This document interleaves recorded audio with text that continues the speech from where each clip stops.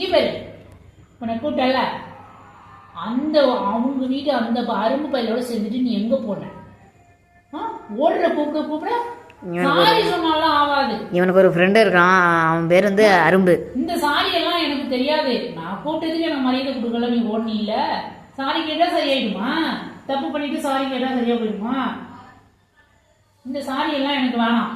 நீ ஏன் நான் கூப்பிட்டேன்னு நீ அவன் கூட ஓடின? கூப்பிட்டு நான் கூப்பிட்டெல்லாம் வந்து என்னன்னு கேட்டுருக்கோம்ல. சாரி எல்லாம் எனக்கு வேணாம். இந்த சாரியை மூஞ்சியா வச்சுக்கோ, எனக்கு வேணாம்.